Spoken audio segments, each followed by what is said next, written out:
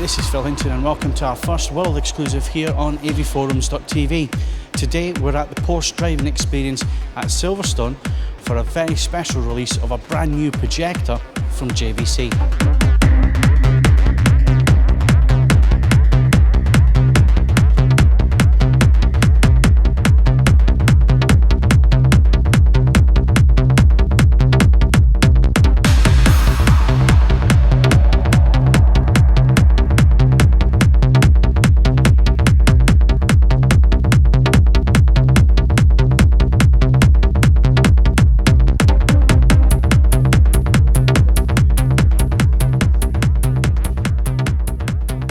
And here it is, the HD350, and I'm with Steve Carter from JVC. So Steve, tell us a little bit about this brand new projector from JVC.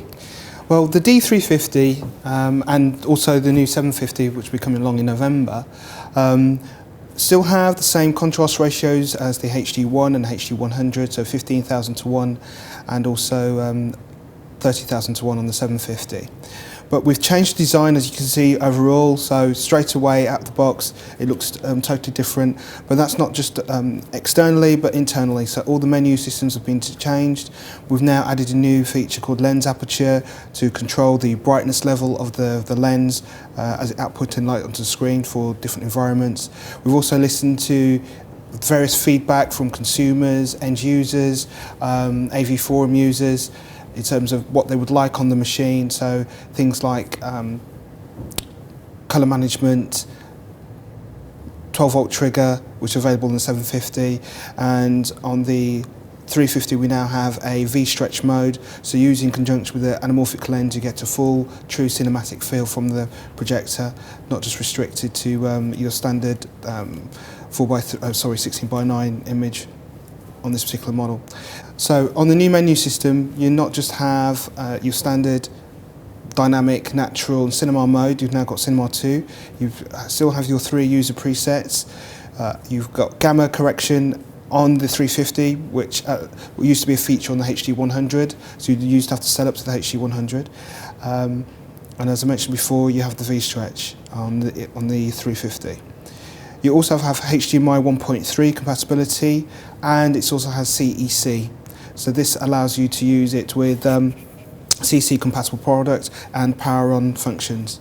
We've also motorized the lens shift, whereas before it was 2 dials underneath the lens. You now have still the fantastic 80% plus or minus lens shift on the vertical axis, or plus or minus 34% on the horizontal axis, but now it's all motorized.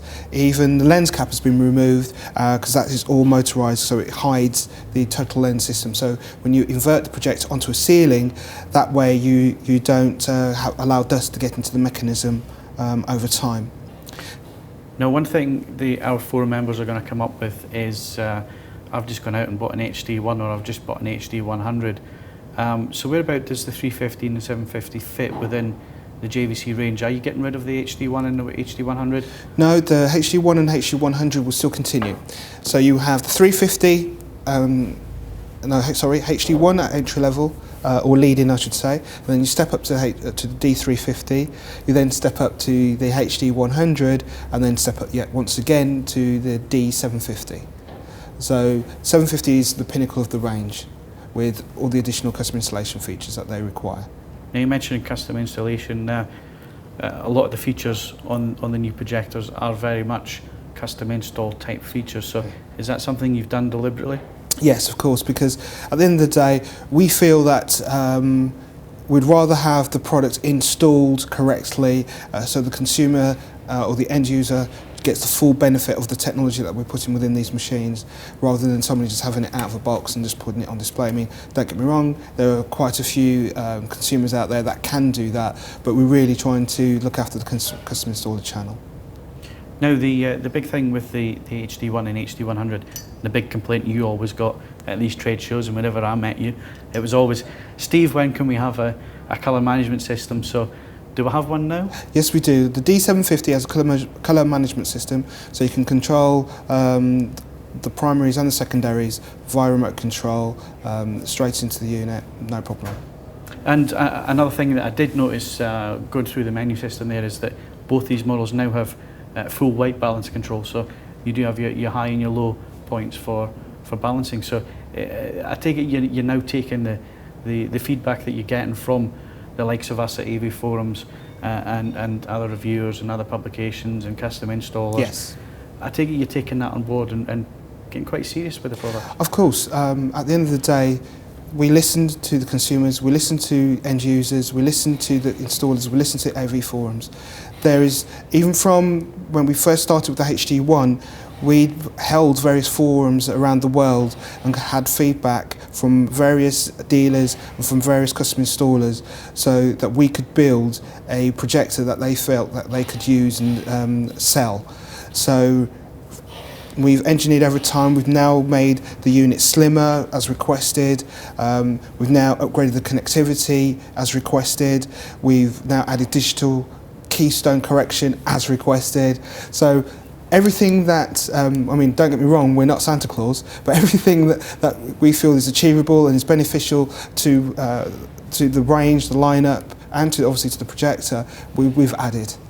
Now, obviously, this is a big exclusive for AVForums, with us being here today, you showing us the projector. It's being announced to the world later on the 29th of August. Obviously, this video is going out before that, just so we get the scoop on this. So,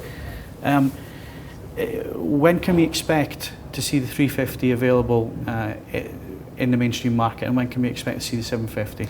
The D350 will be available in October, and the D750 will be available in November of this year. And I know manufacturers don't release suggested retail prices and so on, but any ballpark figures that we should be looking at? The best way to describe it, as I mentioned before, HD1 entry, and then the D350 will sit above that. HD100 will sit above the D350, and the 750 will be our top of the range model. In terms of pricing, nothing's been fixed yet because it's nothing that we will fix because we don't quote retails. But in terms of the standard trade price, we haven't fixed that as yet because we're still working out the strategy. And obviously, the US hasn't even been able to see this yet, so that's quite a coup for you guys in the UK. Yes. I have a very good relationship with the factory. My president asked me to speak to people, organise events like this today, speak to guys like yourself today to make sure we had the scoop before America and the rest of Europe. So when the product was announced, you already had the information. So obviously the product gets announced later on at IFA in Germany. But the AVForums members are getting a bit of a scoop here. We're getting to see it first. So congratulations. Thank you. It looks good. I'll hold my judgment until I get a review sample. Thank you. Yeah, I appreciate that. But thanks for your time, Steve. Thank you.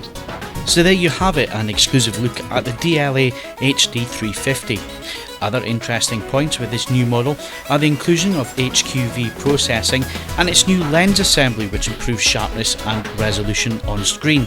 I only had an hour to play about with the projector and didn't have any measuring gear with me, but its SD processing was very good with 576i material, and HD content was detailed and free from noise. As it's an engineering sample, I can't really give you any further facts on its performance, as we will have to wait until our review sample arrives. But all in all, the new HD350 didn't disappoint on our initial viewings, and it will be interesting to see both machines in our review room soon. And that's it for this exclusive video, and thanks for watching. We'll be back with more very soon.